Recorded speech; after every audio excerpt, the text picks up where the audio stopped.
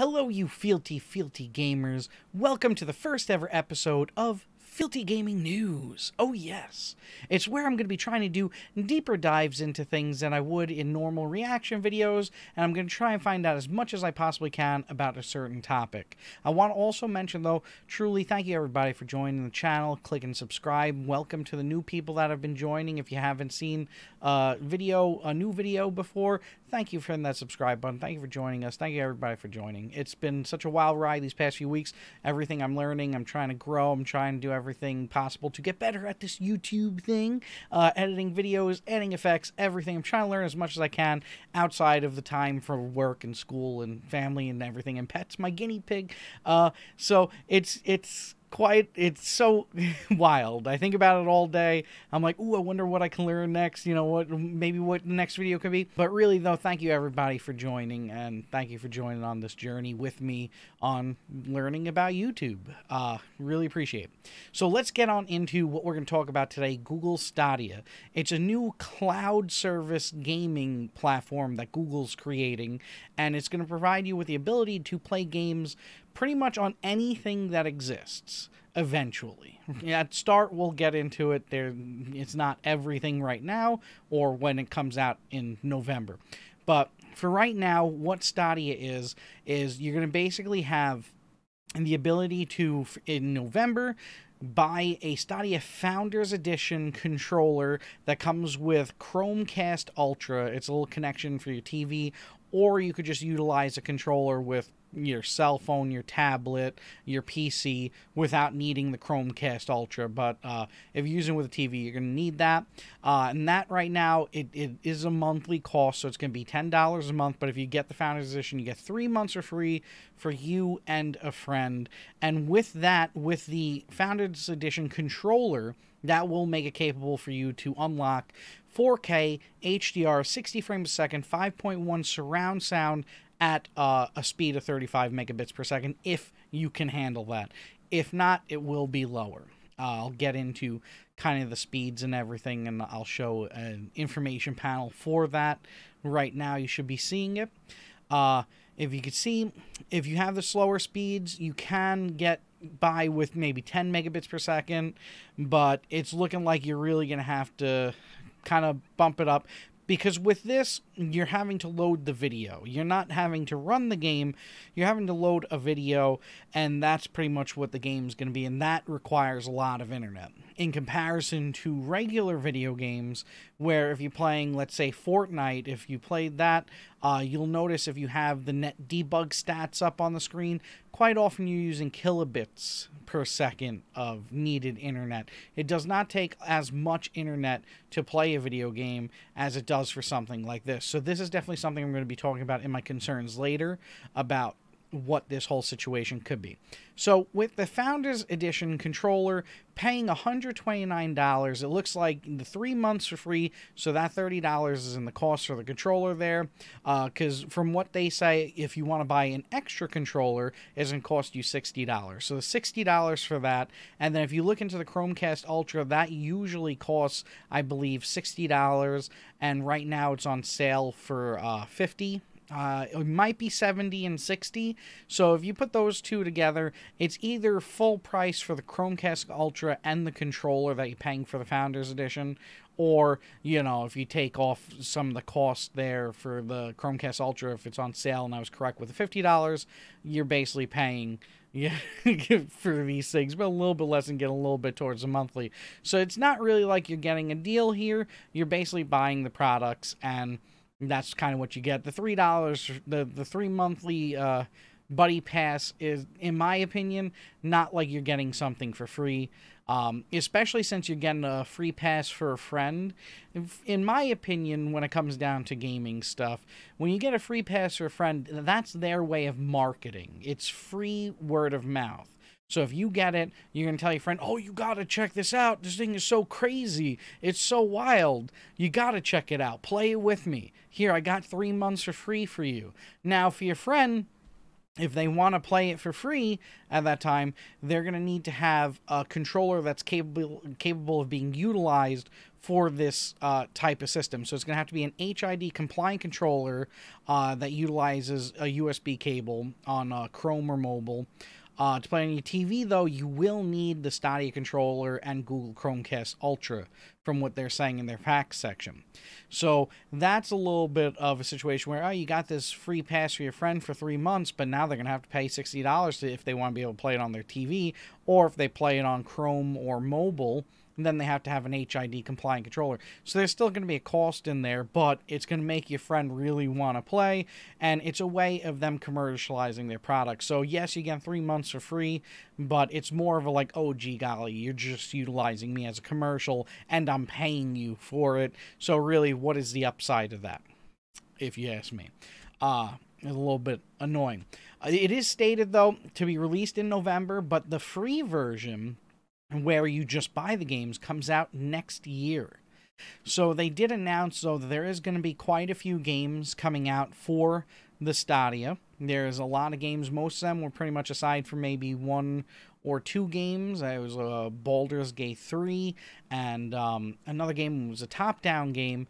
That one looks like it's going to be 2020. So when you think about future side of this aspect, it doesn't look like there's much yet, especially for something that you're going to be paying $10 off the bat every month to be able to utilize. You're going to be able to only utilize it towards the games that you already probably have, but maybe if you have a 4K screen, at least you'll be able to play it in 4K also if you have the correct internet for it. So there is some, I guess, upsides to that.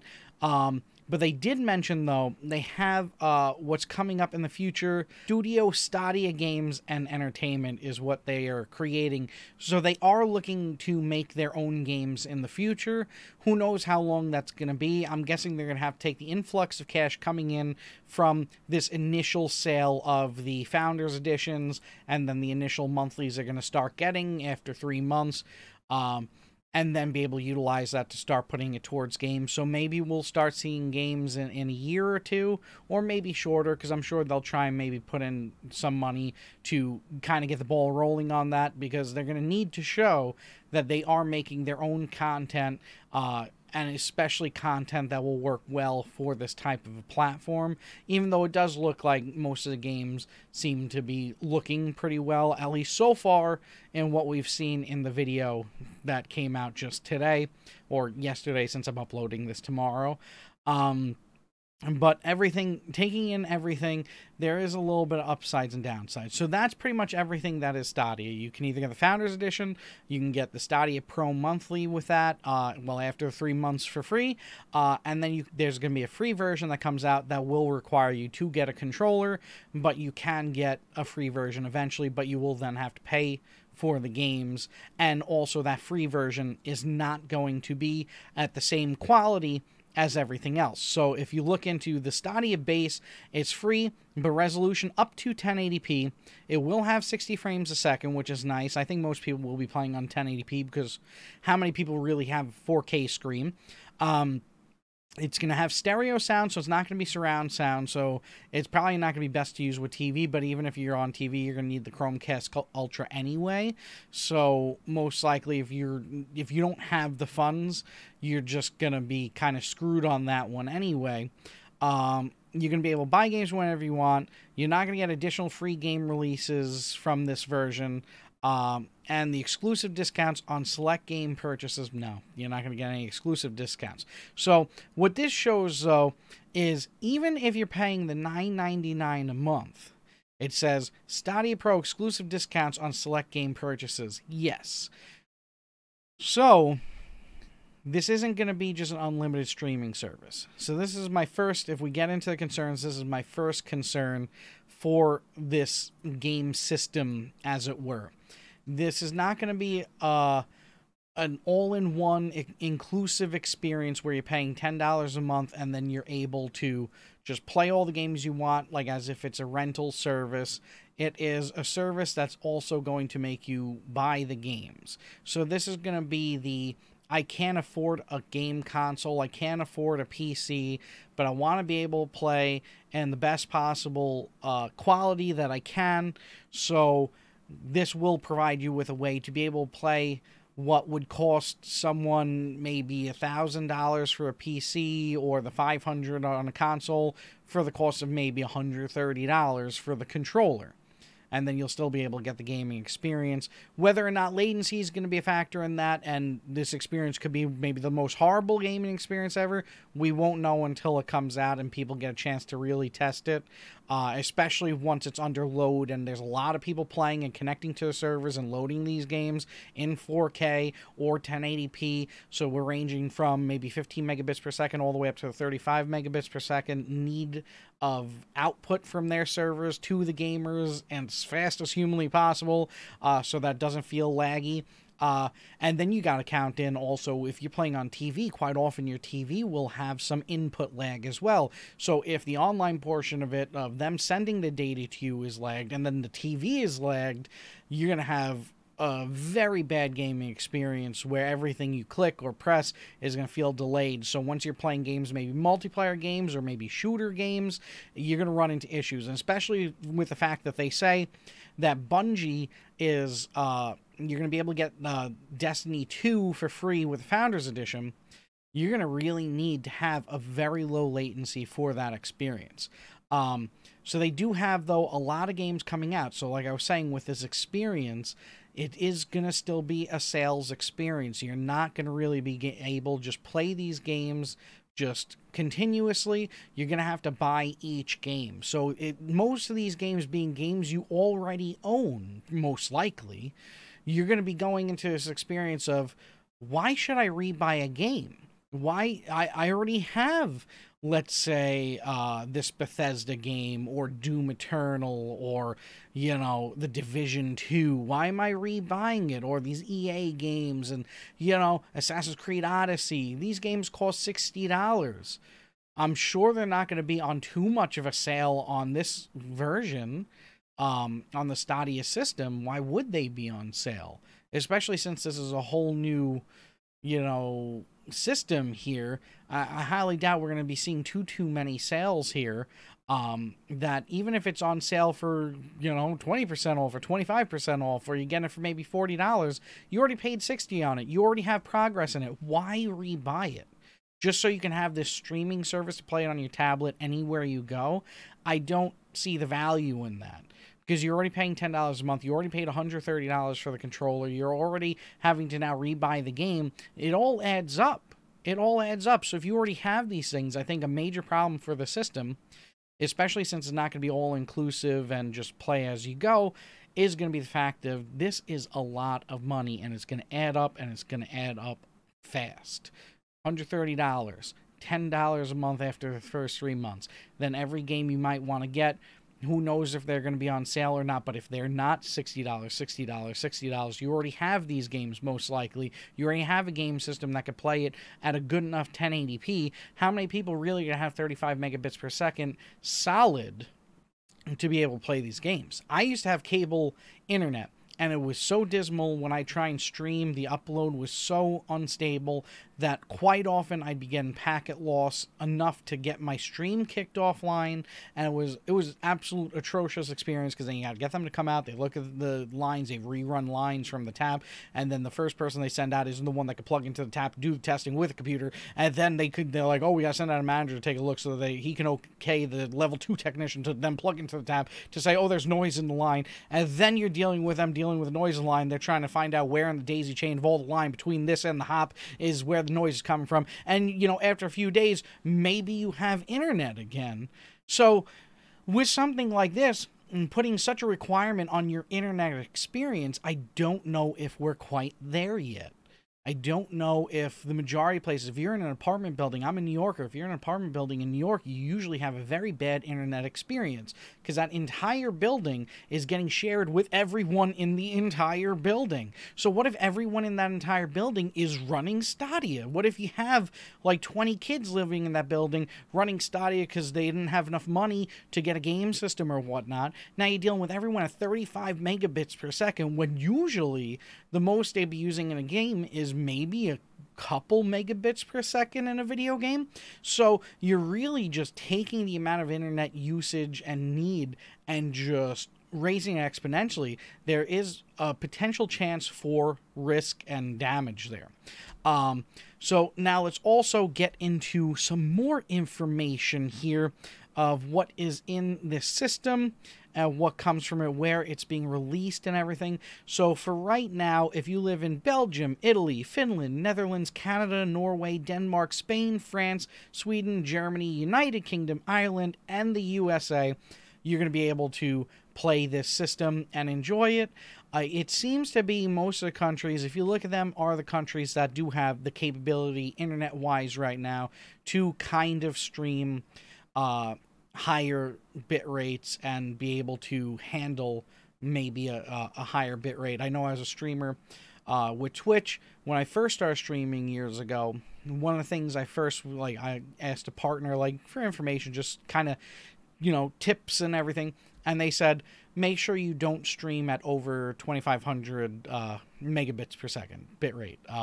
So what he was telling me is the majority of the world can't handle HD level streaming, and that was maybe 5 years ago when I was talking to this person. That the internet that's around the world isn't as stable, especially to handle that level of an internet connection. So it seems to me most of these countries here are the countries that do have more infrastructure for internet and have a closer to stable internet connection. They're really trying to kind of preach this as the best new thing for gaming. I'll kind of close up with my last worry, and let me know if this is a worry for you. They're trying to claim that this is going to be like the best thing for gaming, and like I've said, with the cost, I'm definitely concerned about the cost of what Google Stadia is going to be. I'm definitely worried about the internet need of what Google Stadia is going to need. I'm definitely worried about the capabilities of the latency potential in this system here. I mean, 35 megabits per second is a tough ask in a lot of situations. So what's that gaming experience going to be? What's the latency going to be?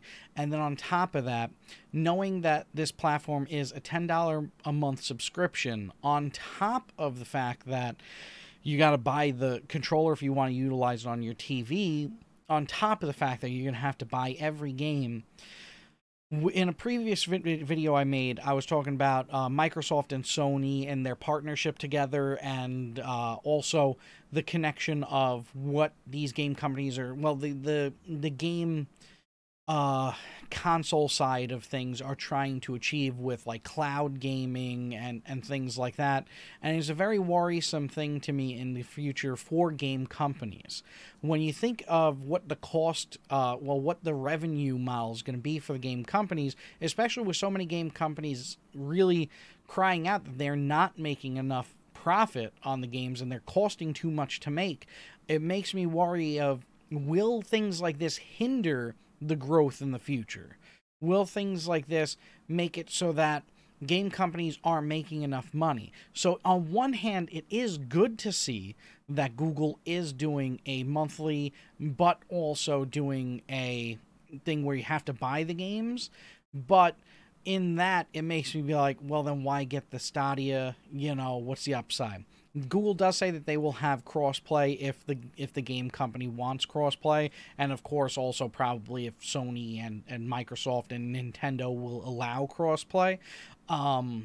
If Google Stadia is a laggy thing, I can understand that Sony, Microsoft, and Nintendo is going to be like, we don't want to be connecting to you because you're going to be worse than having a cell phone player play with our players, and it's going to hinder their experience, and they're not going to enjoy the game, and they're going to stop playing that game and maybe stop utilizing our game system altogether.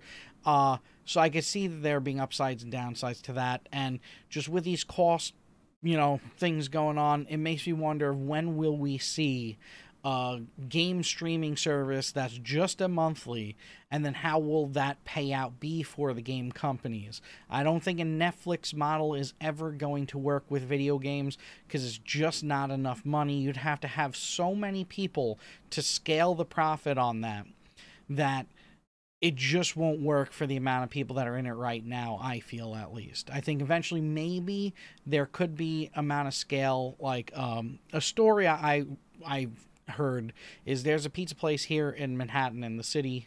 I'm a New Yorker, and they charge $1 for a slice of pizza. And he was explaining that it only works because they sell so much pizza every day that finally they make enough profit to be able to pay for that. So you figure if you sell maybe 10,000 slices a day at $1, and maybe the cost for that amount of pizza is almost at 10,000, whereas as you're going up, that split of cost and revenue in kind of separates. So maybe that 10,000 is like the median point. So you start going under that 10,000. Now the cost is above what you're bringing in. If you're making like 2 cents off of a slice, but then you take that 10,000, you change it to, 50,000 at 2 cents a slice. Now you're making enough to kind of, from the profit of that, to be able to pay your people and keep the doors open and pay the rent and everything. So at scale, it needs a large scale to be able to pay every one of these game companies the amount that they would be paid. Now, we know game companies, if they're selling on Steam, they're losing 30% of their profit, and there's other percentage cuts depending on what they're selling at, what store they're selling at, and everything. So they're not making 100% of that $60, taking off that 30% or whatnot. So that's $18 off, so $42, per game going to the company. How many of them do they have to sell? It starts adding up, and we can't let gaming stagnate. The last time gaming stagnated and they kind of were just pushing out games just to push out games was back when I was a kid, and we saw the great fall of gaming in like the late 80s, mid 80s, before like the NES came out, and then it was kind of like, whoa, because it was a mind-blowing technology of what it was capable of in comparison to things like the Commodore 64 and the Intellivision, so it was the sheer upgrade of the technology and the functionality that it was able to do that really kind of changed the world. Whereas right now, I don't really see us, aside from maybe AR technology and anything else, like it really, AR technology is going to be maybe the next change of being able to play your games anywhere, in your house, outside, everywhere, and be able to play with maybe a AR headset on, where you can go out to a field and play Call of Duty with your friends in that field. It just makes a map show up there, buildings and everything or something. It'll probably only be one floor because, you can't make it, be utilizable by yourself, you can't walk on stairs, but like that would be the next great jump in my opinion. So I don't feel it would be good to stagnate, because that's a long time away. I think that we're very long away from that. And right now, with the only upgrades we're really getting is frame rate and then video quality. So with Stadia being 4K, 60 frames a second, capable on all these different devices, as long as you have the internet, it is a nice upside, but at what cost to the game companies? At least they are giving, that you got to pay for the game, at least. But I don't know, to me, I got a lot more worries than I do excitement for this. I just don't know. I don't know. Let me know in the comments. I'm sorry for rambling. That's what my videos kind of are right now. They're rambling videos. Let me know in the comments what you think about the Google Stadia. It's nice to see some innovation, but at what cost, I say. At what risk, I should say. Let me know. Like, comment, subscribe if you want to. Try and learn how to do this YouTube thing. Try and make my videos shorter as well. Crossing fingers for the next one. Have a good day. Bye, everybody. Thank you for watching Fealty Gaming News. Bye-bye. Like, comment, subscribe, and follow if you dare.